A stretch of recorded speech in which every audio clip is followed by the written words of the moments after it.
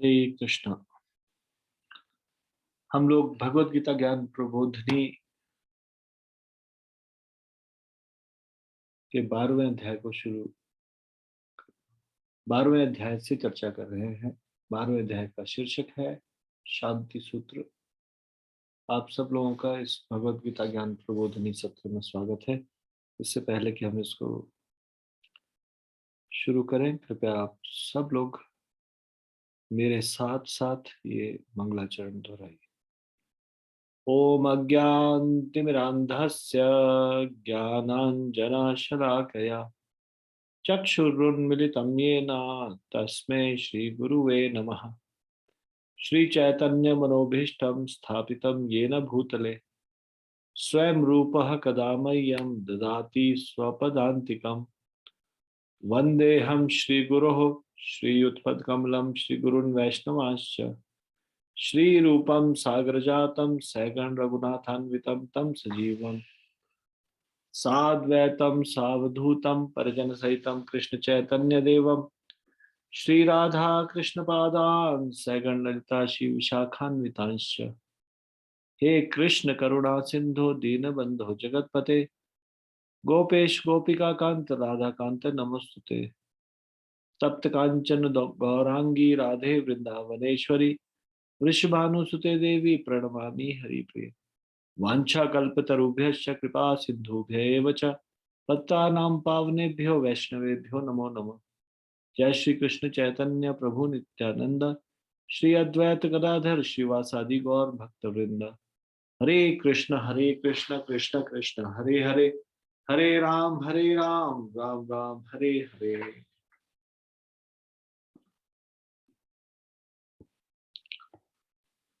ये screen still रही, कोई भी मंत्र आगे नहीं बढ़ा। जी मुझे लगा कुछ प्रॉब्लम है सिस्टम। ओके।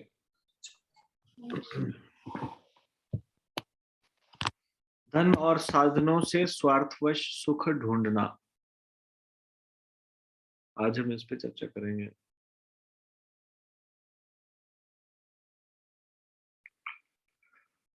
आधुनिक नास्तिक संसार में प्रत्येक व्यक्ति अधिक से अधिक संपत्ति संचित करने हेतु गला काट स्पर्धा की चूहा दौड़ में लगा हुआ है।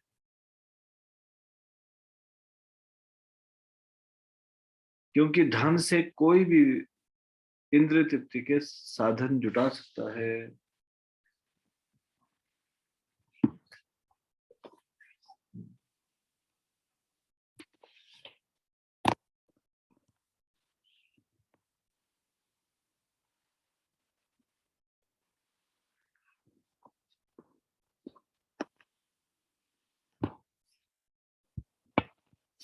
तो ये संसार नास्तिकों से भर गया है। यहाँ पे बताया जा रहा है आधुनिक नास्तिक संसार में प्राय सब लोग इस प्रकार से उनका व्यवहार है नास्तिकों की तरह। और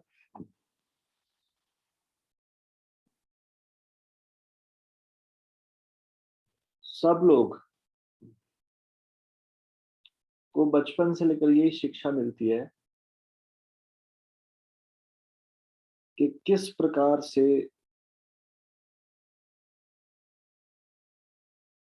धन कमाया जाए। मतलब पढ़ाई जो है वो टोटली सेंटर्ड है cut throat competition.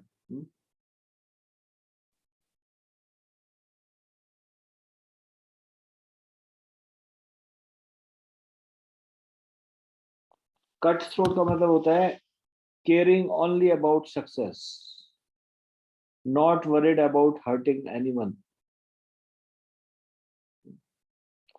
Cut throat competition का क्या मतलब है, क्यों ये वर्ड यूज किया है?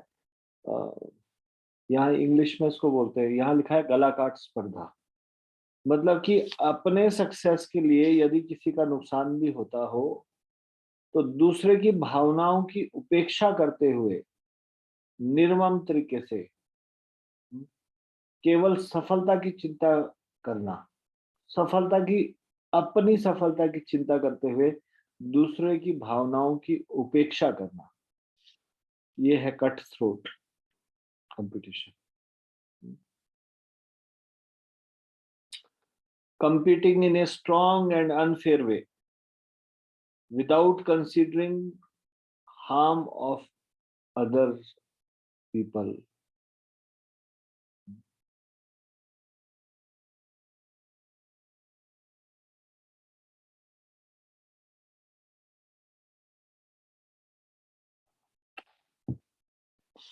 तो क्योंकि सब लोग नास्तिक हैं और सब लोगों को बचपन से लेकर यही सिखाया जाता है कि ये कौन से कोर्स में एडमिशन ले, क्या पढ़ाई करें जिससे कि धन उपार्जन हो, अधिक धन प्राप्त हो, और धन प्राप्त करना ही उद्देश्य है जीवन का।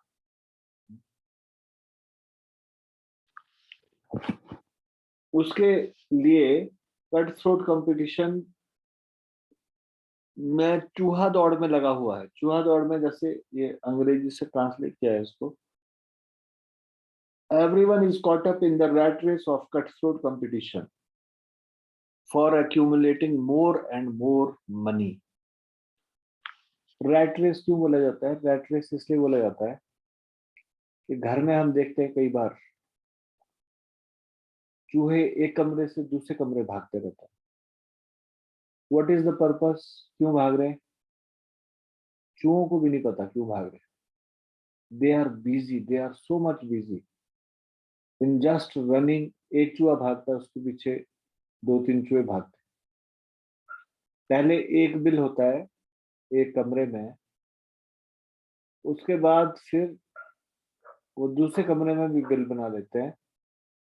अब उनके पास दो घर हो जाते हैं। एक घर से भागते हैं दूसरे घर में, and they are just busy in running. क्या संसार में हमारी हालत वैसी नहीं है? सिर्फ धन कमाने की चिंता करते हुए किसी ने थोड़ा धन उपार्जन किया और मान लीजिए एक मकान बनाया। उसके बाद मकान बनाने के बाद कुछ समय के बाद उसने एक महानगर में, एक मेट्रो सिटी में, जैसे मान लीजिए दिल्ली में एक मकान बनाया। Now he has to houses. जैसे चूहे के पास एक टू बिल्स है, एक कमरे में था और उसने एक दूसरे कमरे में भी एक बिल बनाया। Now that rat is busy in running from one place to another place. But if somebody asks him why you are running, where you are busy, he has no significant answer. कोई उसके पास ढंग का उत्तर नहीं होगा। He is just running. ये समाज भी ऐसे ही हो गया है। Everyone is caught up in rat race.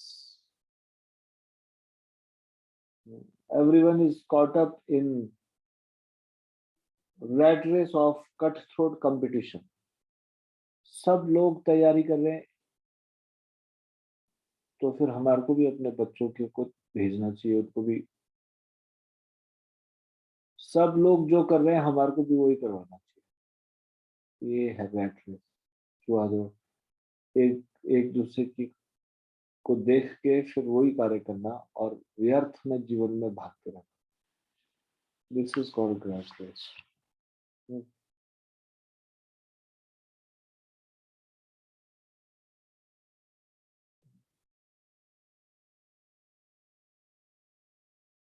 So this word has become like this. Everyone is busy, but they don't know why they are busy. एक दूसरे से आगे बढ़ने के लिए अंधाधुंध दौड़, कड़ी प्रतियोगिता, तेज होड़ा-होड़ी, ये है रैट रेस। रैट रेस बोला जाता है कई बार a way of life in modern society where everyone want to compete with each other. किस लिए? For power and money.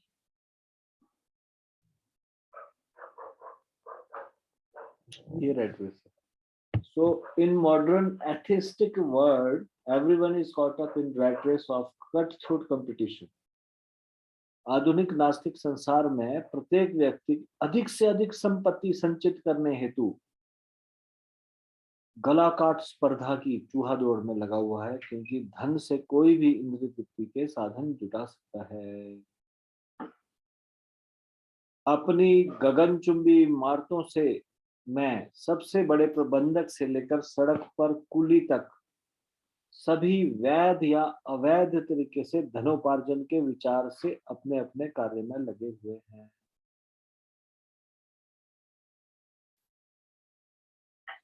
वास्तव में स्वार्थ के लिए काम करना अवैध और विनाशकारी दोनों ही है। To work for one's self-interest is both unlawful and destructive.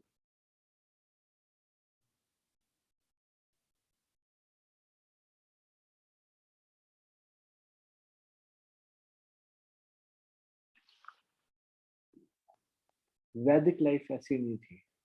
वैदिक लाइफ एकदम से शांतिपूर्ण जीवन, कोई कोई किसी तरह की भागम भागी नहीं, दौड़ा दौड़ नहीं, किसी को स्ट्रेस नहीं होता था, किसी का बीपी हाई नहीं होता था। ये तो इस मॉडर्न जो सोसाइटी है उसमें जो ऐसा कट थ्रोट कंपटीशन है उसकी देन है। सब स्वस्थ, अच्छा स्वास्थ्य होता था।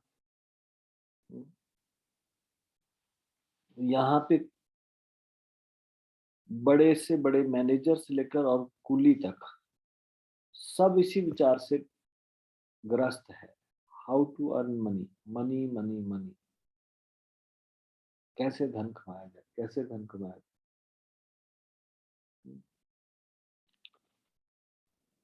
तो actually people are seeking happiness selfishly, मतलब औरों को प्रसन्नता हो या ना हो, मेरा भला हो, मुझे प्रसन्नता मिले। They are seeking happiness selfishly through wealth and resources. धन से और साधन से सुख ढूंढने के प्रयास में लगे हैं, स्वार्थवश, सेल्फिशली, औरों का लाभ हो या ना हो।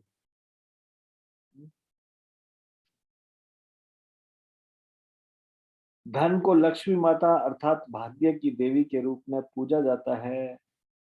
अपने सभी नरों अथवा जीवों के स्रोत भगवान नारायण की सेवा करना उनकी प्रतिष्ठा है।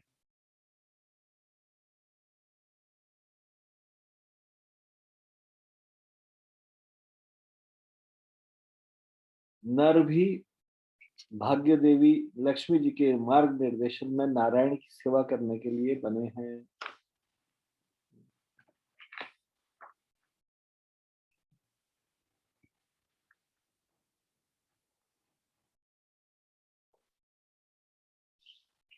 तो धन को लक्ष्मी भी कहा जाता है। Wealth is worshipped and is referred as mother Lakshmi,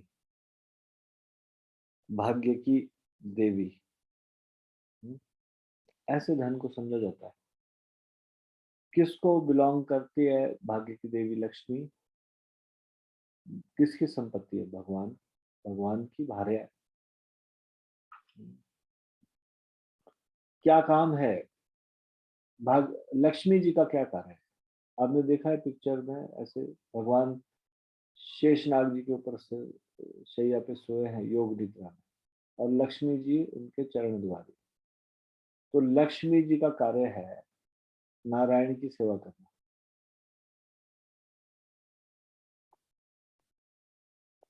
ऐसे भगवान नारायण जो सारे नर का स्रोत है,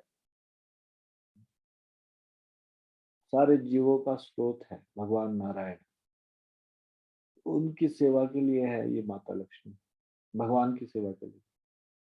और जो ये इतने सारे नर है या लिविंग बीइंग्स है भगवान नारायण से उत्पन्न, इनका भी कार्य है भगवान की सेवा करना। लक्ष्मी जी के निर्देशन में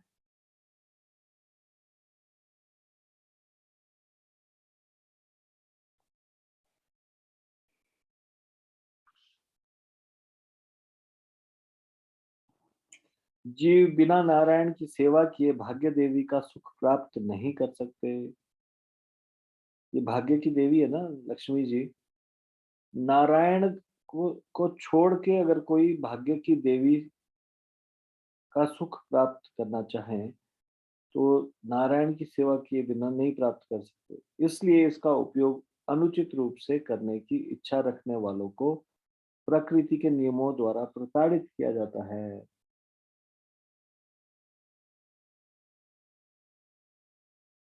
जो भी बिना नारायण के लक्ष्मी लक्ष्मी जी को भोगना लक्ष्मी को भोगना चाहता है, धन को भोगना चाहता है, भगवान की सेवा में लगाए बगैर,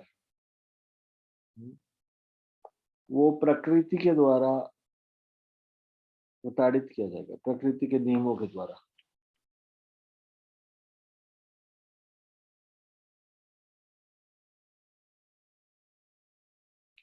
तो प्रकृति के नियम क्या है, वो सुनिश्चित करते हैं। प्रकृति के नियम, ये जो लॉज है, लॉज ऑफ नेचर, ये laws they make sure that the money itself will bring destruction instead of peace and prosperity। अगर उनको भगवान की सेवा में इस्तेमाल करेंगे, तो भगवान की सेवा के लिए, भगवान की ही सेवा के लिए बनी है। लक्ष्मी जी बनी है भगवान की सेवा के लिए। अगर कोई भगवान की भक्ति में नहीं लगाता,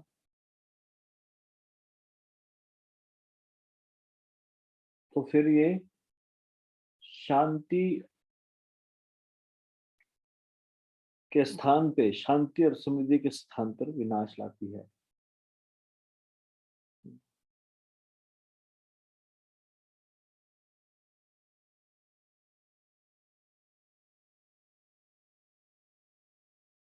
तो यहाँ पे एक एग्जांपल है रावण का। असुर रावण ने भगवान की संपत्ति सीता माँ को भोगना चाहा, और उसने उन्हें चुरा लिया और श्रीलंका ले गया।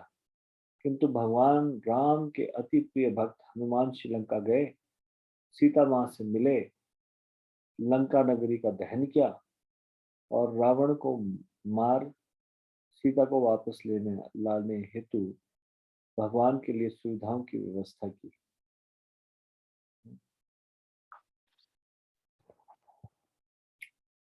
इस संसार का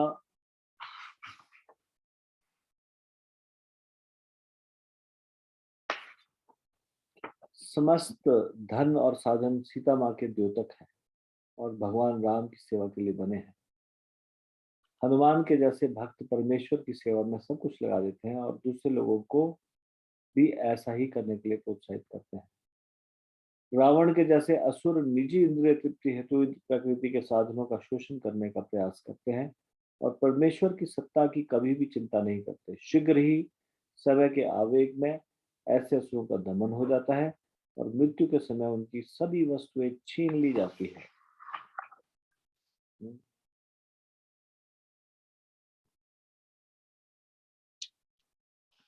अगर किसी को भाग्य देवी की कृपा प्राप्त करनी हो, यानी कि लक्ष्मी की कृपा करनी हो,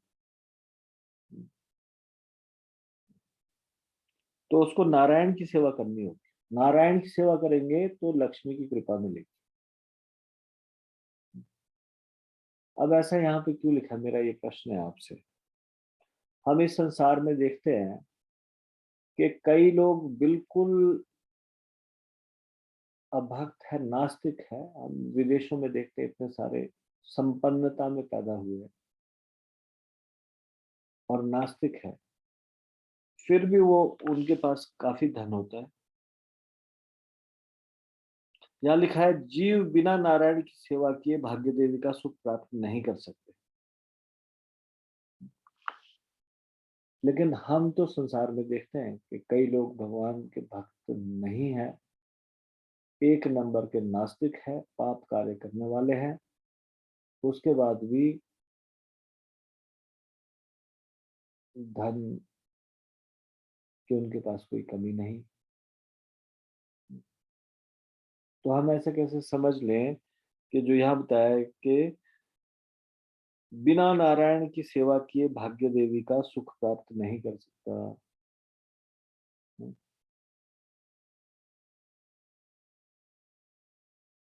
एक जीव बिना नारायण की सेवा किए भाग्य देवी का सुख प्राप्त नहीं कर सकता। कैसे समझे इसको बताइए? प्लीज रेज योर हैंड, हाथ खड़ा कीजिए। कुछ समझ में आ रहा है? हम तो देखते हैं कुछ और, यहाँ लिखा है कुछ और। इसमें कैसे सामंजस्य बिठाया जाए दोनों में? क्या ये सही लिखा है कि बिना नारायण की सेवा के भाग्य देवी का सुख नहीं मिलता? लक्ष्मी को भाग्य की देवी भी बोला जाता है, धन को लक्ष्मी भी बोला जाता है।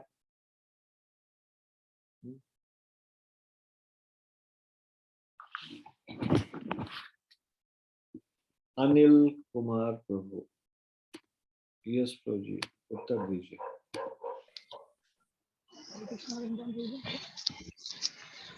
आवाज कम,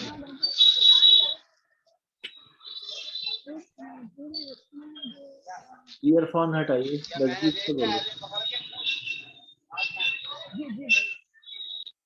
तो इसमें जो जैसा कि आप बता रहे हैं कि जो नास्तिक हैं उनको धन की जो प्राप्ति होती है, तो ये मुझे ऐसा समझ में आ रहा है कि वो तो उनके पुराने कर्मों के हिसाब से उन पे धन आ रहा है। उनकी जो लक्ष्मी जी की विशेष कृपा इस वक्त के लिए नहीं है।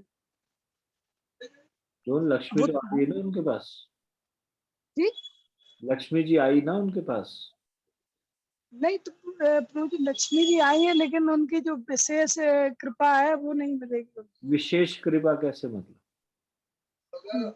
लक्ष्मी विशेष कृपा से प्रभु जी विशेष कृपा से बोलने से आपका क्या मतलब? और साथ में लक्ष्मी उनको मिल रही है, उनका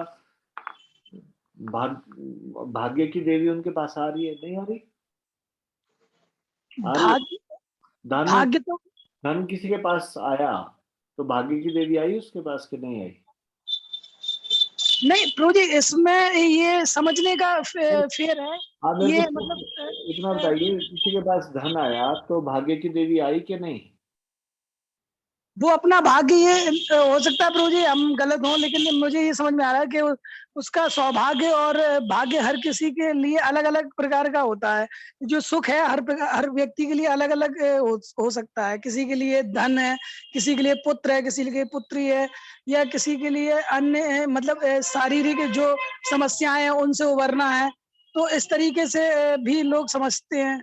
अगर धन भाग्य धन है, मुझे ऐसा नहीं लगता है कि धन से ही भाग्य है। लक्ष्मी का सूचक है तो लक्ष्मी जी उसके पास आ गई।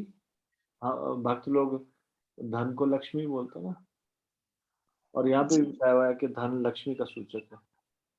प्रभु जी जैसे कि इस वक्त जैसे ही समझ सकते हैं कि अगर कोई भगवान की सेवा ये भी नहीं करता है, लक्ष्मी जी की सेवा भी नहीं करता है, फिर भी उसके पास है ये, जैसे जो बिल्कुल नहीं मानते हैं तो उनके पुराने कर्मों के हिसाब से उनके पास ये धन रहता है, तो मतलब धन आता है। कि ये न कहने प्रकार है किसी भी तरह से उनके ऊपर उनके पास लक्ष्मी आ रही है। अब प्रभु जी मैं इसको समझा नहीं पा रहा हूँ, लेकिन मेरे लिए ये है कि सौभाग्य क्या है, ये तो अलग अलग व्यक्ति के लिए अलग अलग सौभाग्य का प्रमाण अलग अलग है उनके लिए। और जो लक्ष्मी जी है उनको भाग्य की देवी नहीं बोलेंगे? प्रभु जी इसको मैं समझा नहीं पा रहा हूँ प्रभु जी, सॉरी प्रभु जी। म्यूट कर लीजिए फिर। हरे कृष्णा प्रभु। कलावती माता जी बोलिए। हरे कृष्णा प्रभु जी, दंडवत प्रणाम। धन्यवाद। प्रभु जी आपने जो कहा कि लोगों के पास धन, खाली धन होने से ही सुख प्राप्त नहीं हो जाता, कि हाँ, धन हो गया, उन्हें सुख प्राप्त हो गया। भाग्य की देवी लक्ष्मी का सुख तभी प्राप्त होगा जब हम उस धन को भगवान की सेवा में लगाएंगे। जैसे आप हमेशा बोलते हैं कि जीवे रे स्वरूप है कृष्ण रे नित्य दास, तो वो अगर हम उसे भगवान की सेवा में लगाते हैं तो उससे हमें सुख प्राप्त होगा।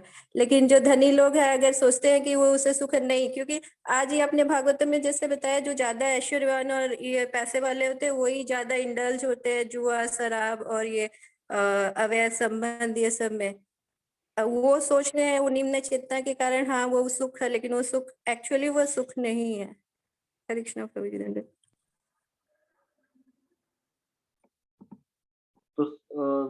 तो धन को हम भाग्य की देवी कहें या नहीं? जी है, भाग्य की देवी अगर उस धन का हम सही उपयोग करते हैं तो। और अगर सही उपयोग नहीं करते तब वो भाग्य की देवी नहीं है। नहीं है, भाग्य की देवी तो है वो तब भी, लेकिन हम अपना भाग्य खुद बनाते हैं। अगर उसका सदुपयोग करते हैं तो हमारा अच्छा भाग्य, अगर उसका दुरुपयोग करते हैं। अच्छा, धन को लक्ष्मी कह सकते हैं? है धन जी लक्ष्मी है? जी है। हरे कृष्ण प्रभु जी, सॉरी प्रभु जी। धन्यवाद। नहीं, ठीक है। कुलदीप राशिद प्रभु।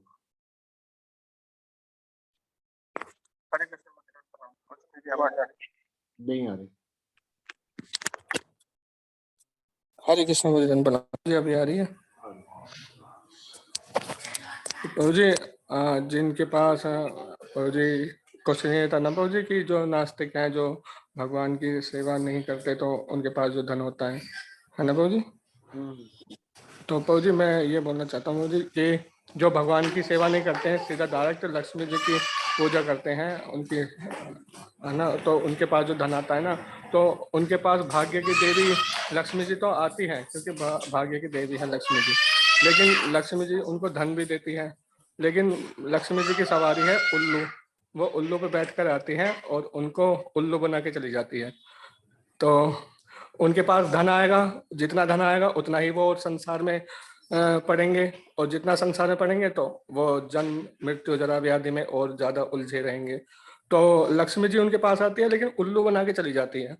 तो उनको ऐसा लगता है कि लक्ष्मी जी हमें इतना धन दे गई, है ना।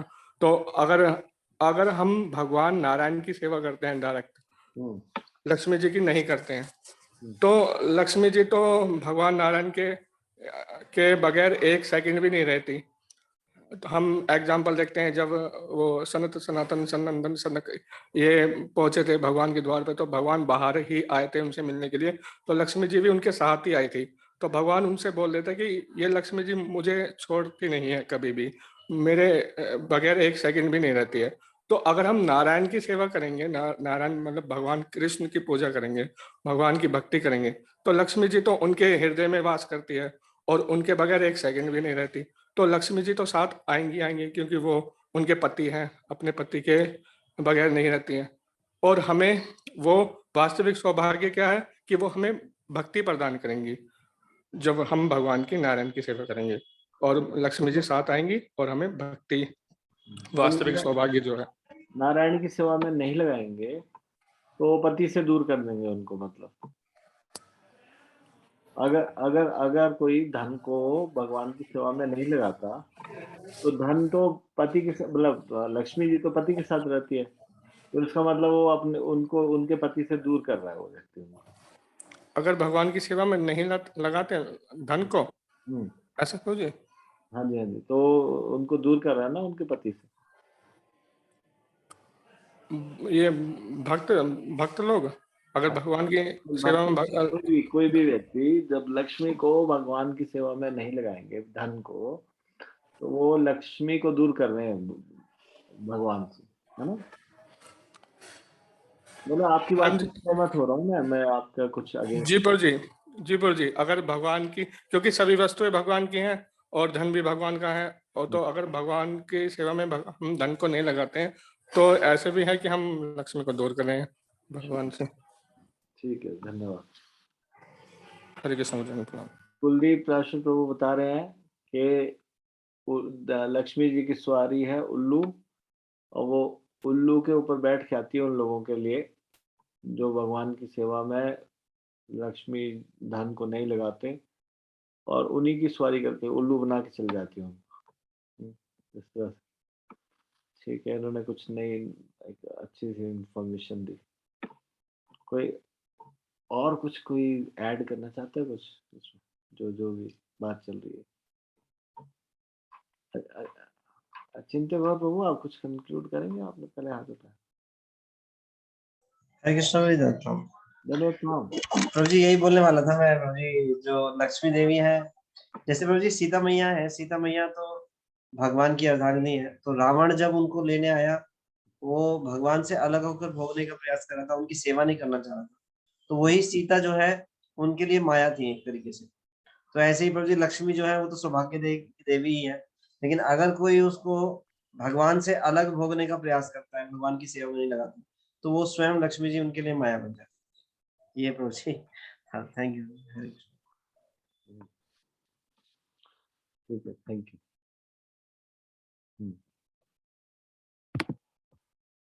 धन्यवाद।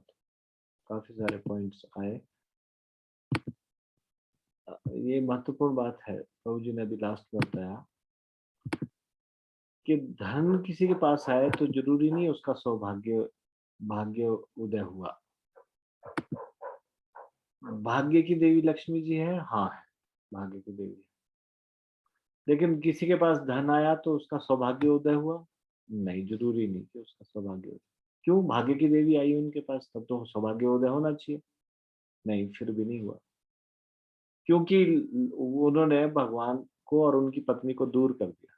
मतलब कि धन को भगवान की सेवा में नहीं लगा, वो भगवान पति है और धन जो है वो लक्ष्मी है, तो उनकी पत्नी। ऐसे व्यक्तियों के लिए वो लक्ष्मी न बन के माया बन जाती। और माया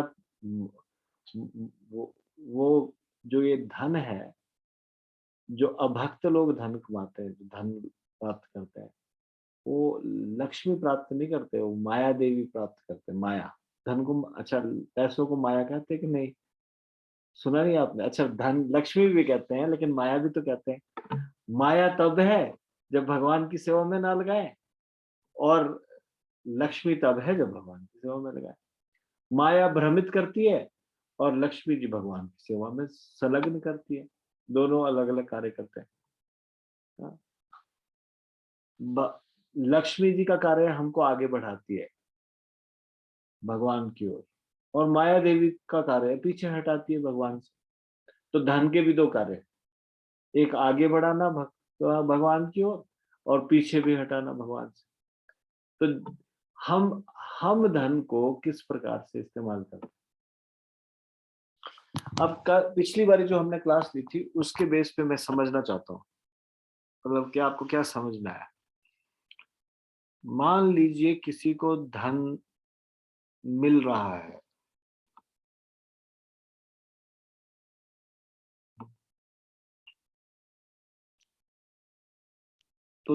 तो उसको उसका धन नहीं है,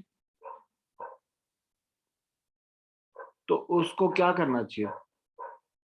उस धन को भोगना चाहिए, एक चीज। उस धन को देखना भी नहीं चाहिए, छूना भी नहीं चाहिए, दूसरी चीज। और उस धन को इस्तेमाल कर सकते हैं, तीसरी चीज। अब ये तीनों चीजों को एक्सप्लेन करके बताइए, पिछली बारी जो चर्चा की।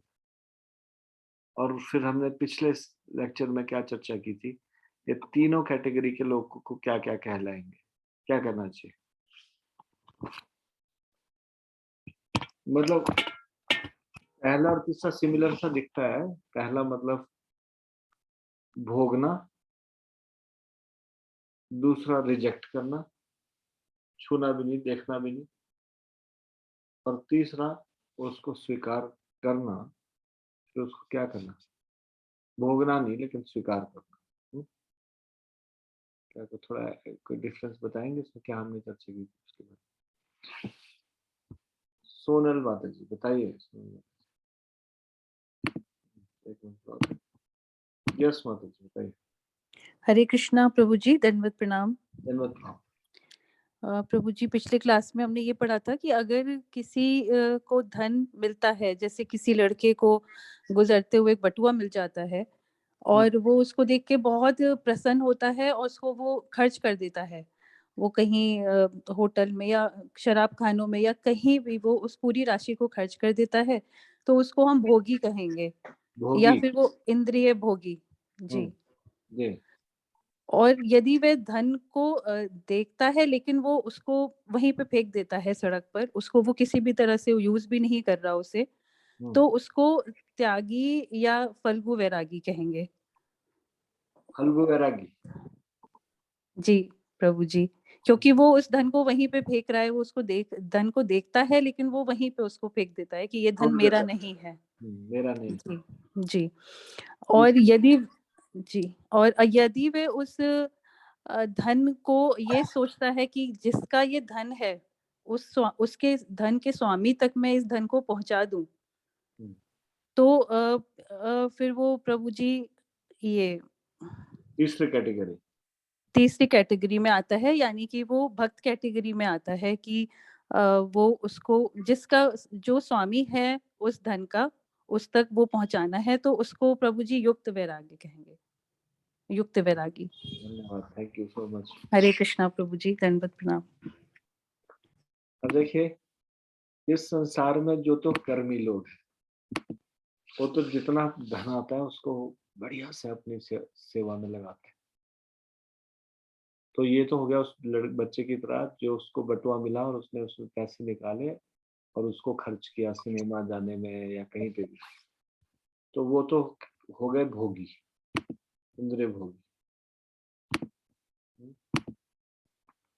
तो वो भी गलत है, मूर्ख व्यक्ति है। पहली कैटेगरी का व्यक्ति, उसको बटुआ मिला, उसने उस बटुए का को लिया और उसको अपनी इंद्रिय तृप्ति में लगाया, पहले कैटेगरी। दूसरा कैटेगरी का व्यक्ति भी मूर्ख व्यक्ति है, जिसको धन दिखा और उसने उस धन को स्वीकार नहीं किया, सड़क में पड़े रहने दिया। उसको भी ज्यादा बुद्धिमान नहीं बोला जाए। फल्गु वैरागी, फल्गु वैरागी इस संसार में जो सो कॉल्ड त्यागी है, वो ऐसी त्यागी है। और इसको फल्गु वैरागी को बहुत अच्छे से एक्सप्लेन किया था कि कोई किसी के घर में जाए और बोले मैं आपका फ्रिज त्याग रहा हूं, मैं आपकी मिक्सी को त्याग रहा हूं, वो उसकी है ही नहीं तो कैसे त्याग रहा है? किसी के घर जाके उसकी वस्तु को त्याग सकता है कोई? तो जो व्यक्ति इस संसार में ऐसे त्यागी बनते हैं, मैं सब कुछ त्याग रहा हूँ, भगवान के द्वारा सुविधाएं जो भी कुछ दी गई है, उसको ये सारे के सारे फल्गु वैरागी, त्यागी, सो कॉल्ड त्यागी। त्यागना क्या? त्यागने का भी अहंकार आता है, उनको लगता है कि हम बहुत बड़े त्यागी। एक बार एक व्यक्ति एक महात्मा से मिले और उन्होंने महात्मा से कहा, आप बहुत बड़े त्यागी हैं, आपने पूरे संसार को त्याग दिया और भगवान के भजन में लगे हैं। उस व्यक्ति ने उत्तर दिया, मैं कौन सा त्यागी हूँ, मुझसे बड़े त्यागी तो आप हैं, जो इतना भगवान की कृपा बंट रही है, भक्ति के माध्यम से लोग भगवान की कृपा को बटोर रहे हैं, और जिसने ये इतनी सरलता से जो भगवान कृपा दे रहे हैं उसको त्याग दिया इस तुच्छ भोग विषयों के लिए, तो कौन बड़ा त्यागी हुआ? आप ज्यादा बड़े त्यागी हुए, क्योंकि आपने भगवान की कृपा को त्याग दिया इस संसार के भोगों के लिए। तो महात्मा ने उसी को त्यागी बता दिया। तो एनीवे, ये दूसरा व्यक्ति त्यागी, त्यागी जो ये भी कोई भी चीज एक्सेप्ट नहीं करेंगे, नहीं वो हम ये चीज नहीं त्याग। अब जैसे कई बार कई लोग क्या करते हैं, मौन व्रत धारण कर लेते हैं, मौनी बन जाते हैं। हाँ, भक्तों का एक गुण मौनी बोला गया है, लेकिन मौनी का मतलब क्या? कुछ मौनी बाबा होते हैं, वो स्लेट रखते हैं पास में, बोलने का अर्ज तो खत्म नहीं हुई, बोलने की इच्छा तो है, बातचीत भी करना चाहते हैं, वो हर बार उस स्लेट में वो एक चौक लाते हैं, उससे लिखते हैं और फिर वो व्यक्ति बोल के करता है, वो लिख के करता है, क्या फायदा उस मौन का? कोई फायदा है? भक्त लोग, मौनी का मतलब क्या है? मौनी का मतलब है जिसने अपना बोलने को त्याग ना दिया हो, लेकिन व्यर्थ की बात ना करके जब भक्त लोगों को भगवान के बारे में बोलने का मौका मिलता है तो वो एकदम से वाचाल हो जाते हैं। और जब संसार के विषय में चर्चा होती है तो जैसे कछुआ अपना सिर छुपा देता है, बाजू छुपा देता है, वैसी वो अपनी जीभ को छुपा देते हैं, चुप रहते हैं एकदम से। ये है, ऐसा हो। मौनी मतलब संसार के विषयों की चर्चा नहीं कर रहा, लेकिन भगवान की चर्चा कर रहा है और पूरे उत्साह से कर रहा है। अब उस तरह से इसको मैं थोड़ा इसको यहाँ पर बता दूं। क्या मौनी मतलब? मौनी है वो व्यक्ति, मौनी है। कैसे मौनी है? संसार की वार्तालाप के लिए मौनी है, संसार के विषयों के बारे में बात करने के लिए मौनी है। लेकिन जब भगवान की बात चलेगी तब वो वाचाल है, तो वो मौनी ही कहलाएगा। ये मौनी, ऐसे मौनी होते हैं भक्त। वैसे ही त्यागी कैसे होते हैं भक्त? क्या त्याग? कहते हैं कि भगवान भक्तों के अंदर त्याग की भावना होती है। त्याग ऐसे नहीं कि भगवान के द्वारा दिए गए संसाधनों का त्याग करेंगे, नहीं। एक बच्चे को बटुआ मिला, उसने सोचा ये धन किसका है, खुद को इस्तेमाल नहीं किया, उसके स्वामी को ढूंढा और उस तक बटुआ पहुंचाया। ये युक्त वैरागी। युक्त वैरागी मतलब वैरागी है, उसको नहीं चाहिए खुद के लिए धन, उसको धन अपने लिए नहीं चाहिए, लेकिन धन आ रहा है तो उसको स्वीकार नहीं कर रहा है। ऐसा नहीं, स्वीकार कर रहा है लेकिन असली जगह पहुंचा रहा है, यानी कि भगवान की सेवा जो भगवान का द्वारा दिया गया है। युक्त वैरागी कौन है? युक्त वैरागी, जैसे मौनी वो व्यक्ति भी मौनी है जो भगवान के विषय में बोलेगा, वैसे ही जब भगवान के लिए धन को इस्तेमाल करेगा तो मतलब कोई भी संसाधनों को प्रचार के लिए इस्तेमाल करेगा, भगवान के लिए इस्तेमाल करेगा, तो भी वो वैरागी कहलाया जाएगा। लेकिन वो क्या होगा? युक्त वैरागी, यानी कि वैरागी को मतलब कोई भी चीज को स्वीकार करना भगवान की सेवा के लिए। जैसे सन्यासी पहले समुद्र को क्रॉस नहीं करते थे, मतलब जहां है वहां रहेंगे, मतलब वो हवाई जहाज में नहीं बैठते थे। प्रभुपाद जी ने हवाई जहाज से भी यात्रा की और पूरे के पूरे देशों में कृष्ण भावनामृत को फैलाया। तो कोई सोच सकता है कि उन्होंने अ, हवाई यात्राओं का खूब मजा लूटा। हवाई यात्रा क्यों की? प्रयोजन क्या था? वैकेशन पे जाने के लिए, कोई पिकनिक मनाने के लिए, कोई हॉलीडेज, समर हॉलीडेज में नहीं, प्रचार करने के लिए, लोगों को प्रचार करने के लिए। इसलिए प्रभुपाद जी युक्त वैरागी कहलाए जाएंगे। वैरागी है, एक्सेप्ट किया। फर्स्ट क्लास कोई टिकट देता था, प्रभुपाद जी स्वीकार करते थे, फर्स्ट क्लास टिकट में ट्रैवल करते थे अगर किसी ने दिया तो। ऐसे नहीं कि मैं सन्यासी हूं, मैं नहीं जा सकता। उनके गुरु भक्ति सिद्धांत सरस्वती ठाकुर, भक्ति सिद्धांत सरस्वती ठाकुर एक बार वृंदावन में आए, उनका लेक्चर था, तो एक भक्त उनको गाड़ी में बिठा के लेके आए। उस समय सन्यासी गाड़ियों में नहीं बैठते थे, अंग्रेजों के टाइम की बात है। उस समय सन्यासी मतलब वो सन्यासी जो है वो ऐसे सन्यासी गाड़ी गुड़ी में नहीं बैठे। तो वृंदावन के जो सो कॉल्ड साधु थे उन्होंने उनकी निंदा की। अरे ये कैसा सन्यासी है? सन्यासी होके, ये उस समय की बात है, आजकल तो गाड़ी के बगैर कुछ कार्य चलता ही नहीं है, मतलब कि गाड़ी में बैठते ही बैठते। तो वो एक बड़ी, उस समय के हिसाब से जो पुरानी समय की गाड़ियां होती थी उसमें एकदम शानदार आलीशान गाड़ी है। उस समय गाड़ियां ही नहीं होती थी लोगों के पास, उस गाड़ी में बैठ कर वृंदावन आए, क्योंकि उनको समय से वहां पहुंचना था और लेक्चर देना था। अपनी इंद्रिय तृप्ति के लिए नहीं, भगवान की सेवा करने के लिए उन्होंने स्वीकार किया ये। इसलिए वो युक्त वैरागी कहलाए जाएंगे। युक्त वैरागी। तो ये समझ में आना चाहिए वाली बात। जो नेति सब चीज के लिए मना करते रहते हैं, ये नहीं चाहिए, ये नहीं, ये बाबा जी बहुत वैरागी है, इन्होंने सब कुछ त्याग दिया और यहाँ तक कि वस्त्र भी त्याग दिए, जैसे कि जानी करते हैं। ऐसा हमारे इस प्रकार से ये वैष्णव फिलॉसफी नहीं है। स्वीकार करते हैं, भगवान की सेवा के लिए स्वीकार करते हैं।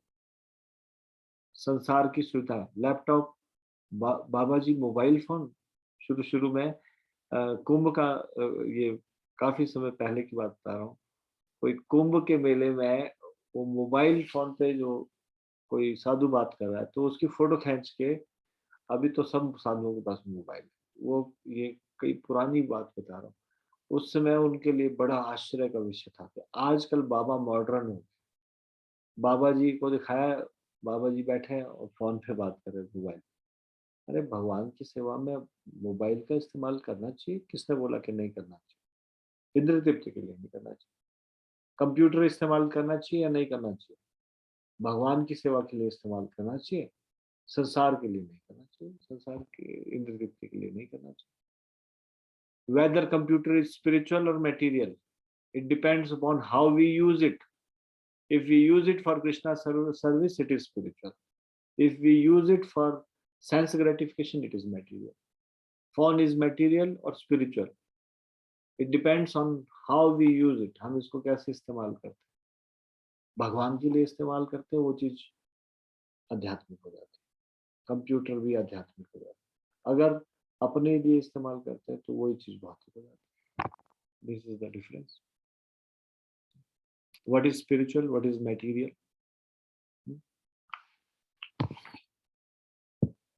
तो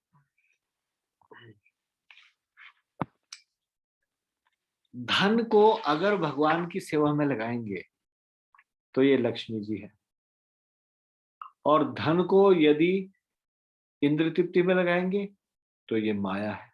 धन को दोनों चीजें बोला जाता है, कभी कभी लक्ष्मी जी भी बोलते हैं, लक्ष्मी, और कभी कभी माया भी बोलते हैं, और दोनों समय में अलग अलग कार्य करेगी। एक में हमको भगवान की भक्ति में आगे बढ़ाएगी और एक में हमको भगवान की भक्ति से दूर लेके जाएगी, संसार की तरफ लेके जाएगी, भ्रमित करेगी। Depends on how we use it, कैसे हम इसको इस्तेमाल करना चाहते हैं। हाँ? तो इसलिए ये धन सौभाग्य की देवी तभी होगा, सौभाग्य उदय तभी होगा जब नारायण की सेवा में लगेगा। और धन माया के रूप में कार्य करेगा, भ्रमित करेगा तब जब हम उसको भगवान की सेवा में इस्तेमाल नहीं करेंगे। तो यहाँ पे रावण की बात बताई गई है। रावण ने मां सीता को भोगना चाहा, तो यानी कि भगवान से दूर कर रहा है सीता को और खुद चाह रहा है, भोगना चाहता है। इस संसार में भी जो धन को भोगना चाहता है, भगवान की सेवा में नहीं लगाना चाहता, वो रावण की तरह है। सेम मेंटेलिटी, सेम थिंग, जो रावण कर रहा है वही कर रहा है। रावण ने क्या किया? लक्ष्मी को दूर किया। सीता माता क्या? लक्ष्मी ना। सीता माता लक्ष्मी है, नारायण की पत्नी या राम जी की पत्नी सीता, तो उनसे दूर करने का प्रयास कर रहे हैं। हम भी क्या कर रहे हैं? अगर भगवान की सेवा में धन को नहीं लगा रहे तो धन यानी कि भगवान की सेविका लक्ष्मी, उसको भगवान से दूर कर रहे हैं, तो फिर वो लक्ष्मी के रूप में कार्य नहीं करेगी, फिर वो माया के रूप में कार्य करेगी। और जैसे कि अभी प्रभु जी बता रहे थे, कुलदीप राशि को, कि माया देवी आएगी, उल्लू बना के हमको चले जाएगी, उल्लू की सवारी करते हुए। नहीं, लक्ष्मी देवी आएगी उल्लू की सवारी करते हुए और हमको उल्लू बना के चले जाएगी। प्रकृति के नियम हमें समुचित जीवन यापन हेतु आवश्यक से अधिक धन स्वीकार करने की आज्ञा नहीं देते। प्रकृति के नियमों द्वारा प्रत्येक जीव के लिए भोजन और आश्रय की भरपूर व्यवस्था है, किंतु मनुष्य की अति लोलुपता अर्थात अतृप्त लालसा ने जीवन की समस्त योनियों के सर्वशक्तिमान पिता द्वारा की गई व्यवस्था को भंग कर दिया है। महासागर में नमक की प्रचुर मात्रा होती है। कोई भी प्रकृति के इस भंडार से जितनी मात्रा में चाहे नमक ले सकता है, किंतु हम आवश्यकता से अधिक इसका प्रयोग नहीं कर सकते। यदि हम अधिक नमक लेते हैं तो हम भोजन को खराब कर देते हैं, और यदि हम कम नमक लेते हैं तो हमारा भोजन स्वादहीन हो जाता है। दूसरी ओर यदि हम अपनी आवश्यकता अनुसार ही इसे लेते हैं तो हमारा भोजन स्वादिष्ट बन जाता है और हम स्वस्थ रहते हैं। उसी तरह से प्रकृति में भगवान प्रकृति में सारे के सारा संसाधन देते हैं। ये भंडार गृह की तरह है प्रकृति। महासागर में जैसे नमक बहुत सारी मात्रा में, वैसे इस प्रकृति में भी रत्न है, खनिज है, बहुत सारी चीजें हैं। लेकिन कितनी चीज की अनुमति है? जितनी आवश्यकता है उतनी अनुमति, उतना ले सकते हैं भगवान की अनुमति से, भगवान की इच्छा से। भगवान से उतना आवश्यकता से ज्यादा लेंगे तब प्रॉब्लम हो जाएगी। नमक जैसे आवश्यकता से ज्यादा लेंगे तो प्रॉब्लम हो जाएगी। भोजन भी गड़बड़ हो जाएगा, स्वादहीन हो जाएगा, साथ में बीपी की बीमारी हो जाएगी। ज्यादा नमक से होती है ना बीपी, ब्लड प्रेशर बढ़ जाता है। तो इसलिए जो है नमक उचित मात्रा में लेना ठीक है। कम मात्रा में लेंगे तो भी प्रॉब्लम है।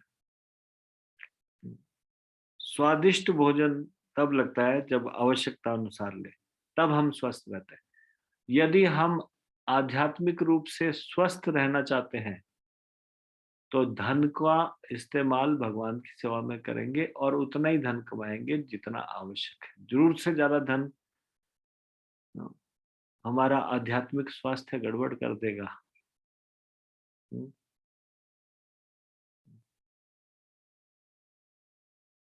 लोगों की अवैध इच्छाओं के अनुपात में उनका संचित धन पेशेवर चिकित्सकों, वकीलों, पर कर एकत्रित करने वालों, संस्थाओं इत्यादि के रूप में माया के कारिंदों द्वारा वापस ले लिया जाता है।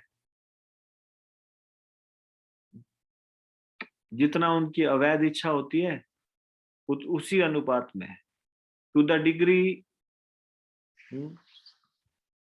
in the proportion to the people's unlawful desires.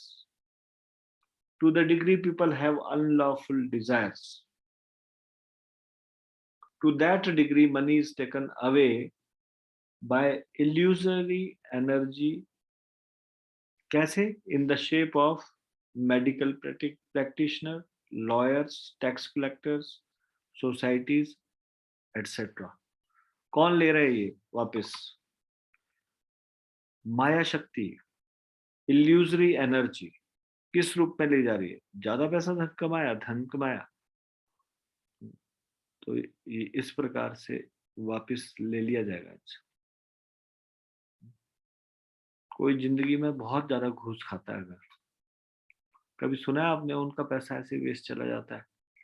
बच्चे उनके कभी नालायक निकलेंगे, सारा पैसा नष्ट करेंगे जुए में या किसी भी तरह से, या फिर बीमारी में पैसा निकल जाएगा। ये सारा का सारा जो पैसा कमाया था वो पैसा सारा का सारा निकल जाएगा बाहर, क्योंकि बेईमानी से कमाया, अनलॉफुल तरीके से कमाया। इस प्रकार से कमाया गया धन माया के कारिंदों द्वारा वापस ले लिया जाएगा। तो ये जो seeking happiness,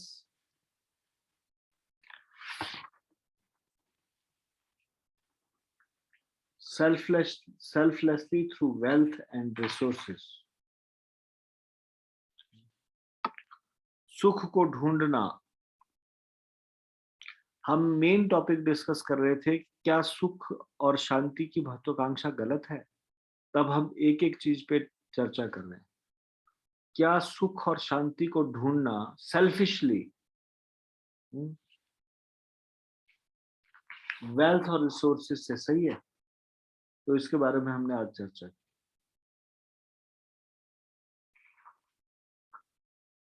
अब हम कल चर्चा करेंगे, क्या आनंद को ढूंढना या सुख को ढूंढना, seeking happiness selfishly through sense gratification, क्या ये सही है?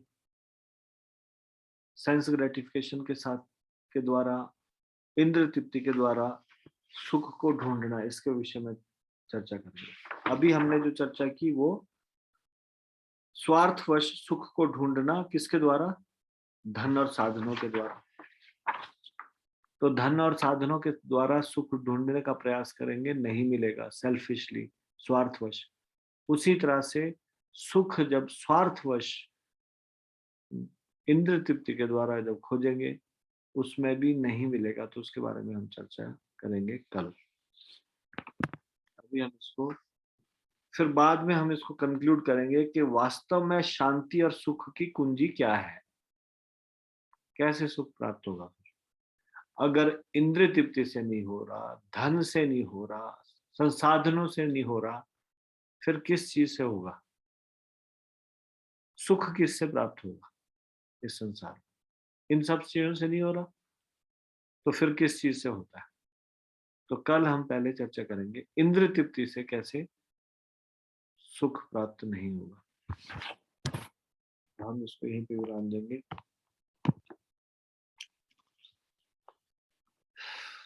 भगवत गीता ज्ञान प्रबोधिनी की जय।